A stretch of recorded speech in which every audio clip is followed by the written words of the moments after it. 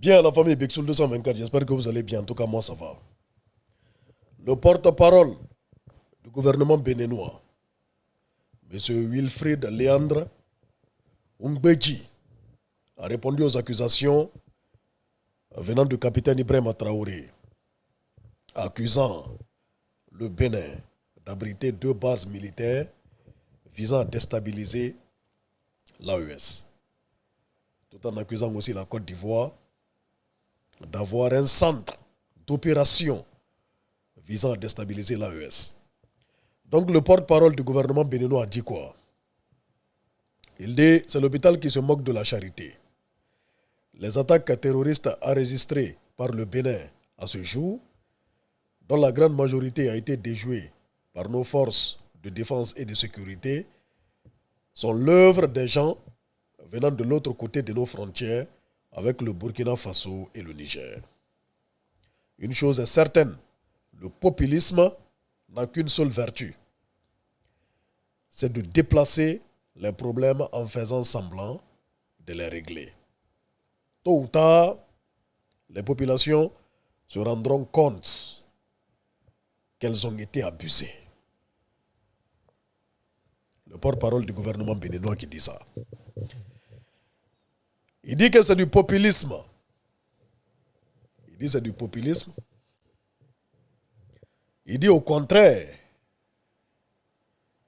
les attaques dont ont été victimes le Bénin viennent de l'autre côté de la frontière.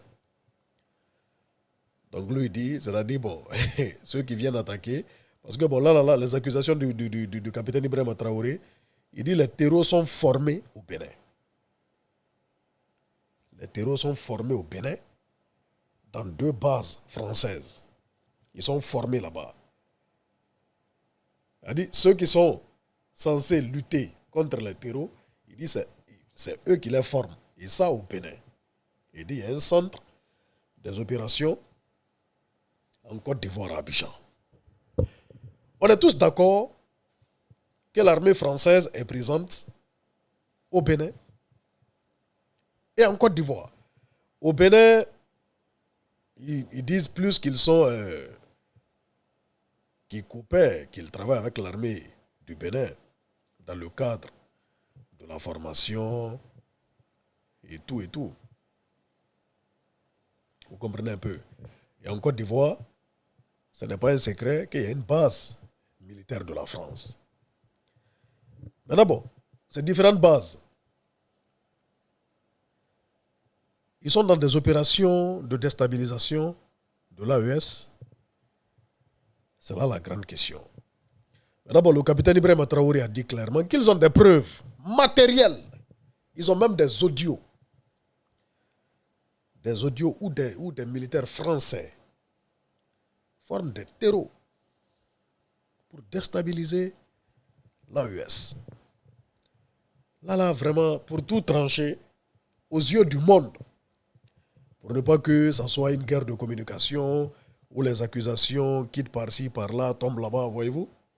Les preuves n'ont qu'à être exposées aux yeux du monde. Là, nous tous, on va voir. Tout le monde va voir. Ce n'est pas ça. Ce n'est pas tout. C'est ça. Mais si ça reste que des paroles, franchement, on dira que, bon, là, c'est des paroles. Hein. J'ai écouté même le président du Bénin. Après, je vais faire une vidéo par rapport à ce qu'il a dit. Parce que lui, il parle de mettre la balle à terre. Parce que lui-même, il reconnaît, le président même du Bénin reconnaît que l'histoire là est allée très loin. Et avec les accusations qui tombent, ça veut dire que c'est la rupture totale. Et que la rupture a été consommée. Et c'est dommage.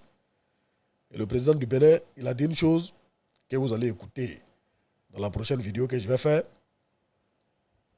Que ça ne concerne pas les populations. Et là, je vais donner mon point de vue par rapport à ça. Voilà, par rapport à ça, par rapport à ce qu'il a dit concernant la population. Les différents peuples, c'est-à-dire les citoyens lambda qui composent ces pays. Vous comprenez un peu? C'est limité, par rapport aux accusations, il ne faut pas se limiter qu'à des déclarations.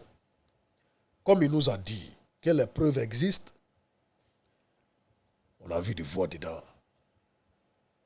C'est tout. Mais c'est triste quand même. Parce que là, c'est une division totale des Africains.